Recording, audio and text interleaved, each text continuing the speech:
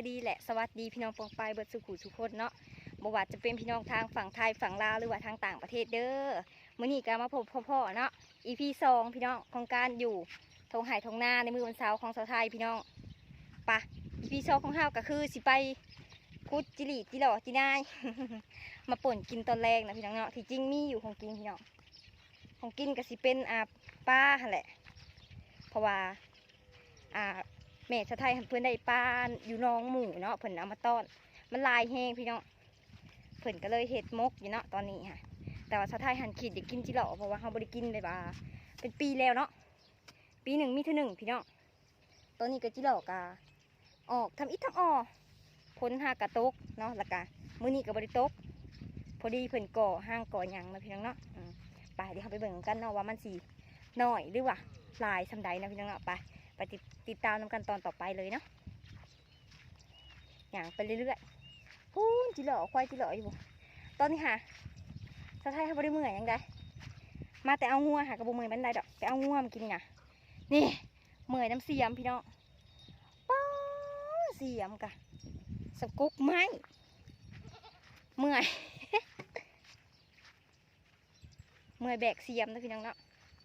โมเมนต์บริเบ้าเด้อเสียมนี่ก็ได้เพิ่นว่าเห็ดเสียมนักค่ะมันเห็ดให้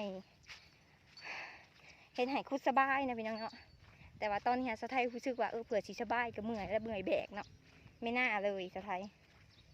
ไม่น่าเอาเสียมตัวนี้มาเลยแต่ได้กระยาพี่น้องเนาะไปลุยนำกัน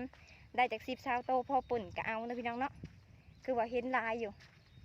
ไปพี่น้องไปลุย มันอยู่ใส่ควายที่หล่อวันนี้ฮะเฮ็ดแต่ควายหมดพี่น้องควายที่หล่ออยู่ใส่ว่าเมื่อยอะเห็นแล้ววันนี้คนก็แห้งสายตาบดีซะเนาะถือกล้องอีกแล้วพี่น้องเห็นแล้วโอเคเดี๋ยวสิถ่ายพี่น้อง FC เบิกเนาะเหนื่อยจับกล้องบอกพี่น้องพระเจ้าจะถือกล้องพระเจ้าจะถือของพระเจ้าจะคุดจิหล่อเนาะมาควายเล็กแหกมานพี่น้องเลยมันสิเป็นอะไรกะเบิกเหมือนกันเนาะซีเมนต์อยู่บนควายจิหล่อเพื่อนว่ามันบริเลิกบันไดพี่น้องเด็มันก็คุดง่ายคุดสบายเนาะแต่ว่าหูมันก็จะน้อยๆเพราะว่ามันจะเป็นลูกมันพี่น้องมาเบิ่งน้ำกันเนาะว่าที่ได้ลายไอ้เนาะทำไรเมื่อยน้ำเสียมกับโปแห้งพี่น้องเอ้ยไปมาแบบว่าไปเอางัวเห็นล่ะนี่เนาะพี่น้องตัวนี้นิดเดียว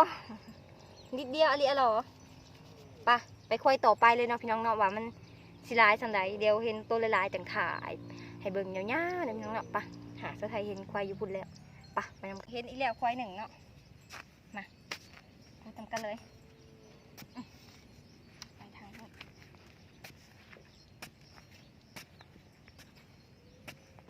ต้องกินบริอึดบริยากพี่น้องเอ้ย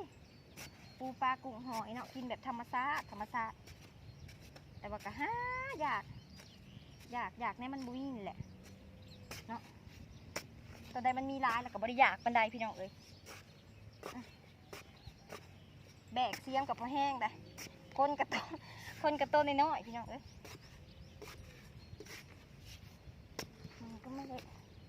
ลึกนะ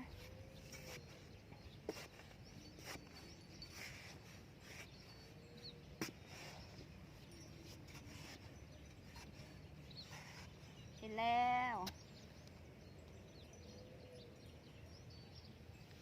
นี่พี่น้องโตใหญ่ขึ้นมากว่าโตเมื่อกี้นี่นิดหนึ่งนะพี่น้องนี่เด้ได้แล้ว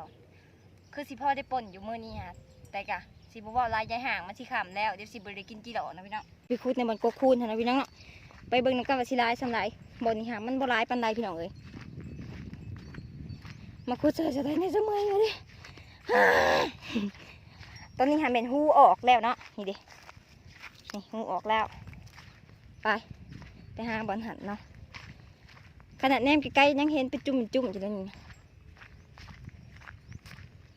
นี่ใช่เลยนี่มันบ่น้อยปานใหญ่บ่ใหญ่ปานใดควายแบบสีน้ำมันสีโตพอดีงามนะพี่น้องเนาะไปขุดนำกันเลยเนาะขนาดเลยบรรยากาศติดตั้งที่หล่อแต่ว่าในน้ำเนาะไม่ได้ที่ว่าก็คือที่หล่อค่ะในน้ำคือเสียมตัวเบาๆมาเลยพี่น้อง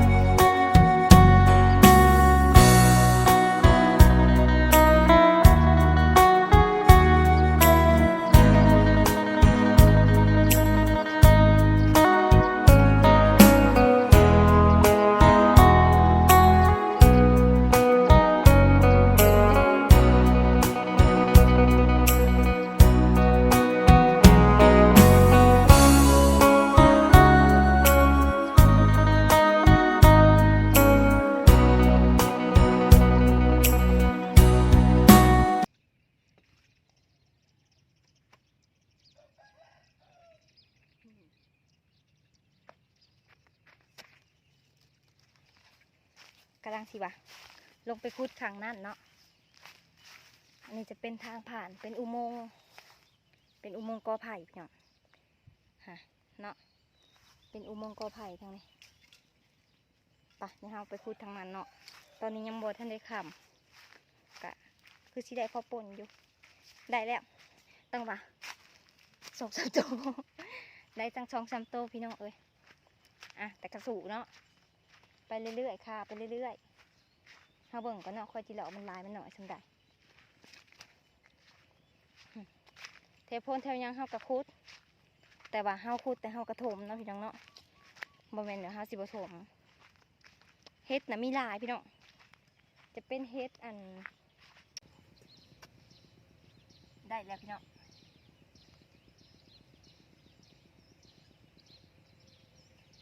ไปหางัวบ่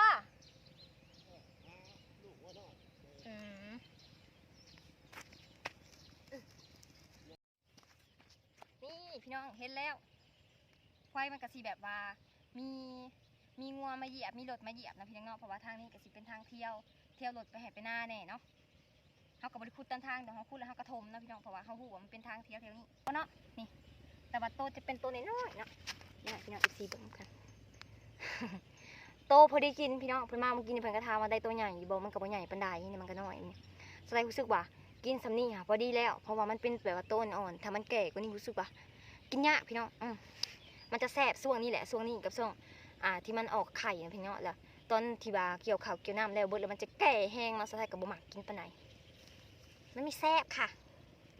โอเคต้องฮักก่อนเนาะไปเบิ่งควายต่อไปพี่น้อง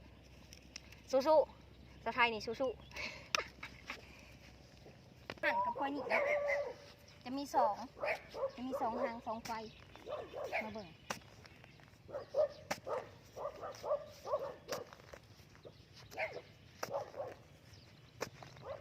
มาทางนี้แล้ว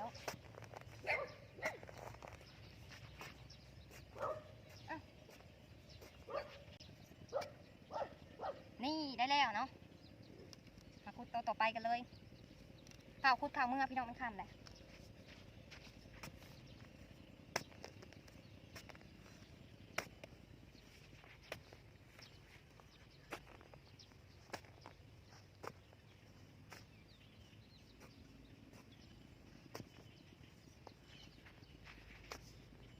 เด็ก2 ควายนะพี่น้องเนาะ2 ควายอีกแล้วบูฮู้นี่เนาะเป็นไรสิมือสะไทยสำนีถือว่าคุดได้ไวเนาะแต่ว่าเมื่อยน้ำยังเมื่อยน้ำเสียมพี่น้องเบิ่งกันแต่เล่นสิได้ป่นแล้วไปเบิ่งเมนูตัวแรงนะพี่น้องว่าจะเป็นอะไรเนาะสะไทยจะเป็นคนเห็ดเองขั้นบุคคานะพี่น้องมือนี้สินอนนาพี่น้องไปหาควายต่อไปกันเลยพี่น้องตอนนี้หาอยากได้จุจีแต่ว่ายังไม่เห็นเลยควายจุจีนี่แต่จะเป็นกองควายแห้งนะพี่น้องเนาะถ่าไปคุยควายจุจีผู้แถวหน้าตัวเองเนาะเอาไปทางหน้าตัวเองมันจะลายหรือบ่นะพี่น้องเนาะควายกันเลยเนาะบางว่าจะเป็นตัวใหญ่เดี๋ยวบ่เป็นใหญ่แต่ควายเดี๋ยวพี่น้องวันหาก็มีควายเนาะแคมหอมแคมยังเดี๋ยวเราสิไปคุยพักนั่นเนาะแต่ว่าตอนนี้คือเอาควายหนีซะก่อนข้าวบ่ลายยังคุดเลยพี่น้อง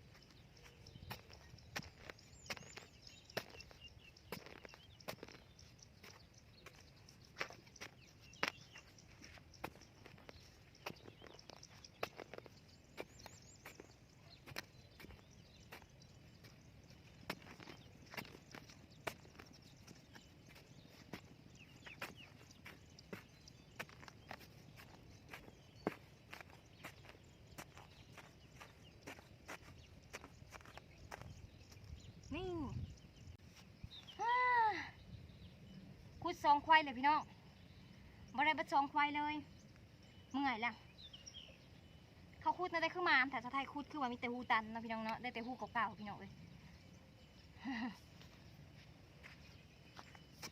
มาลองคุดต้นลองเบิ่งได้แล้วเกือบบริคุดจีหล่อนะพี่น้องเกือบถอดใจไปแล้วแต่ก็ยังดีได้เนาะเกิดน้ำหอมพี่น้องได้เห็นแหละคน